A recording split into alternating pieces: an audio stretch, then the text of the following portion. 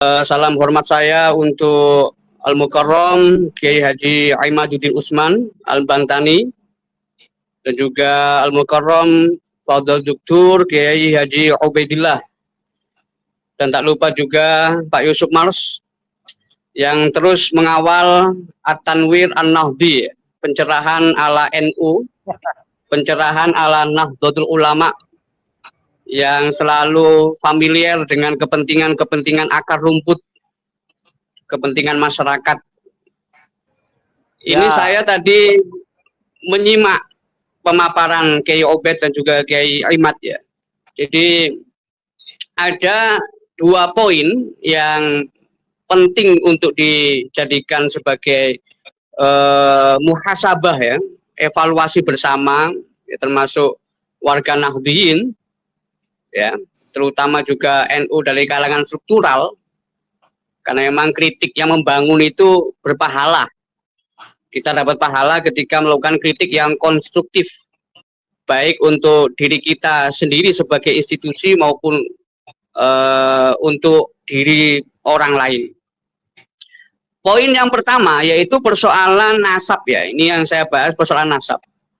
Persoalan nasab ini masuk ranah gerakan keilmuan, yang tentunya dalam NU dulu dan sekarang itu sudah sangat berbeda. Ya, dulu itu jumlah profesor NU itu sedikit, dokter-dokter NU itu nggak sebanyak sekarang. Bahkan jumlah kampus NU pun nggak sebanyak sekarang. Kalau dulu wadah untuk penajaman intelektual, pengembangan keilmuan, diskusi turos, produk intelektual ulama-ulama sebelumnya itu diwadahi di katakanlah LBM, Lembaga Bahsul Masail. Lah bagaimana sekarang ketika ada kasus ya yang susah untuk dipecahkan atau memang sengaja tidak mau dipecahkan, sebutlah itu persoalan nasab. Lah apakah berarti NU ini nggak punya SDM untuk memecahkan masalah nasab ini? Tentu kan SDM ada, tetapi apakah belum ada paradigma untuk bisa mendudukkan persoalan masalah nasab ini? Nah ini yang ingin saya bahas ya, ketika NU itu dalam segi kajian intelektual sekarang kan representasinya Gus Ulil ya, yang mana beliau ini kan ya dulu kan lebih dikenal dengan Neo Mu'tazilah ya, Mu'tazilah baru dari kalangan kalangan liberalis di NU, dan itu semua bisa memaklumi.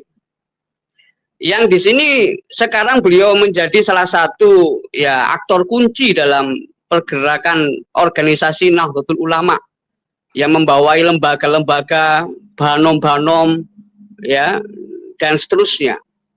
Nah ini kalau melihat dari paradigma Gus Ulil ini masih memang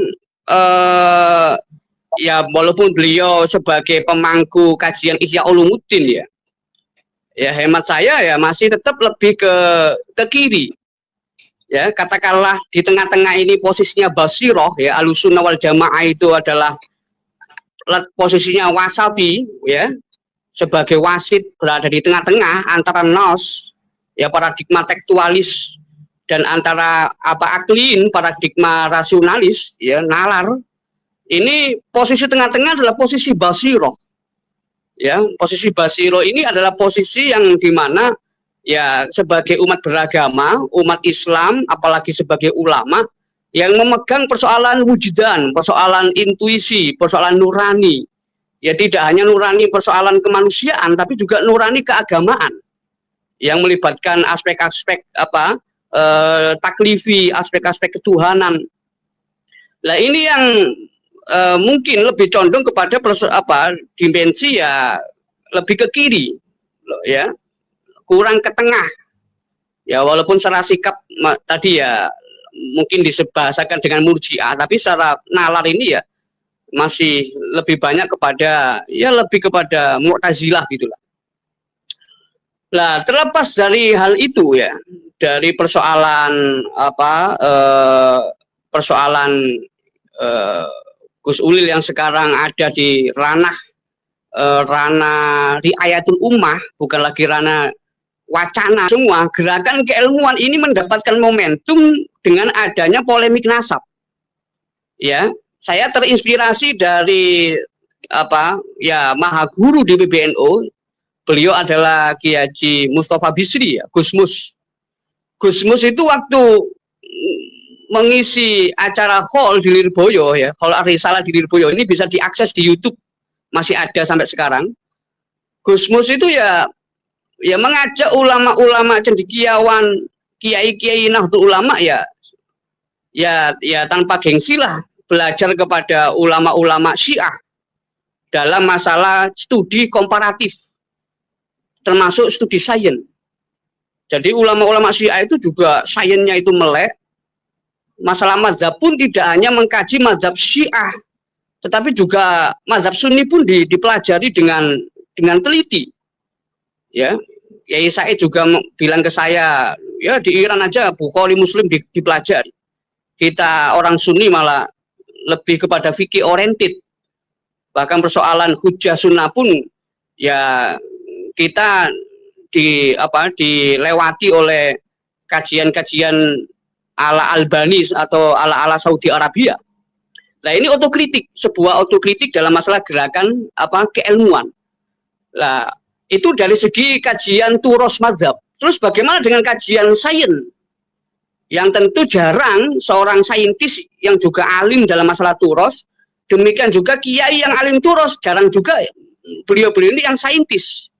Ya, saintis kayak Dr. Sugeng itu yang ahli masalah genologi, gen manusia, ya, atau orang menyebut ahli gen ikan dan sebagainya. Yang penting secara sains itu adalah masih berkaitan satu sama lain, nalar masalah gen itu.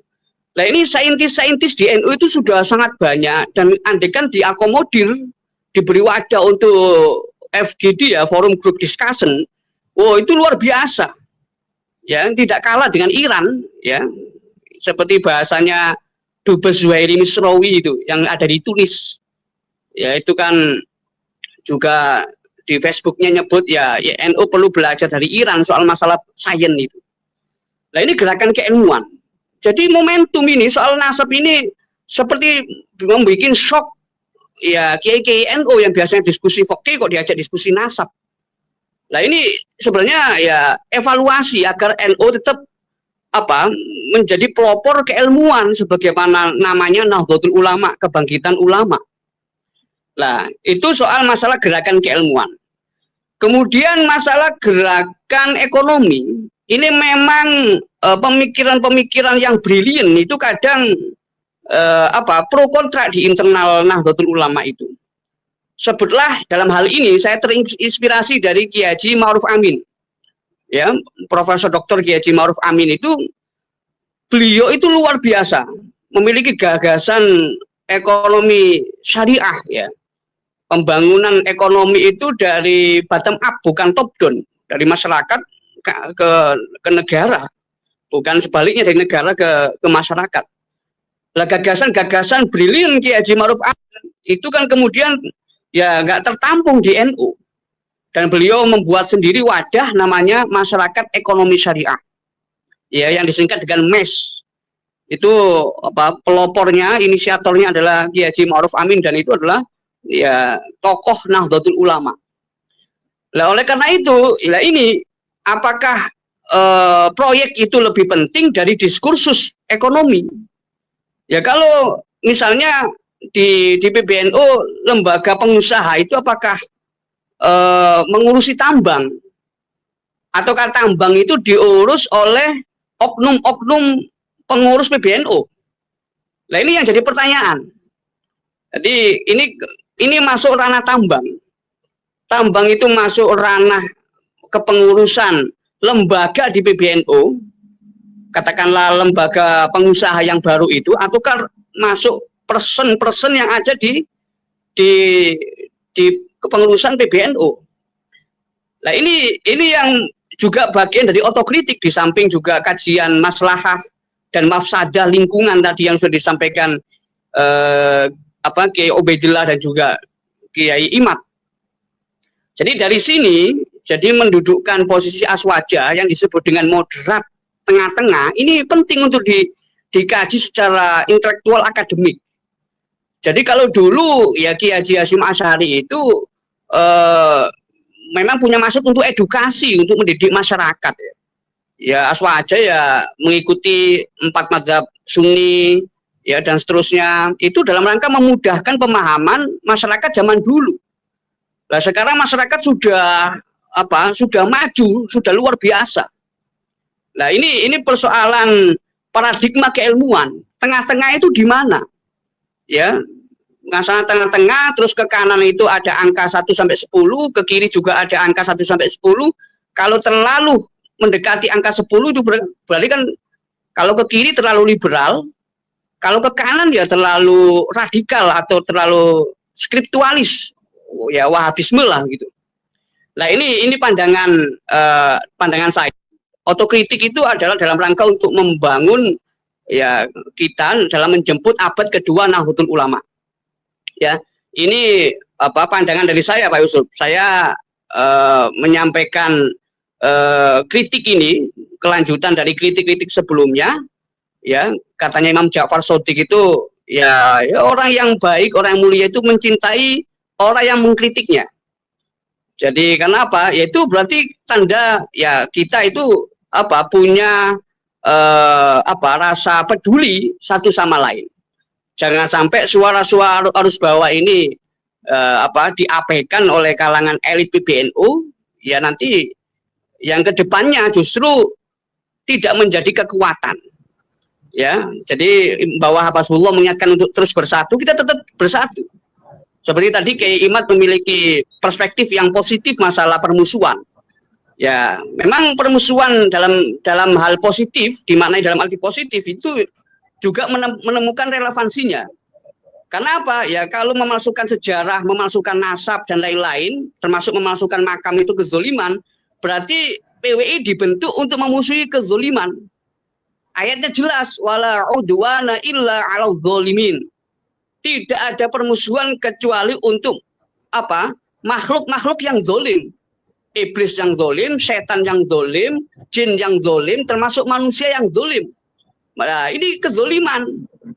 Jadi keberadaan PWI ini bukan diartikan secara negatif menurut instruksi PBNU, tapi diartikan secara positif, yaitu memusuhi kezoliman.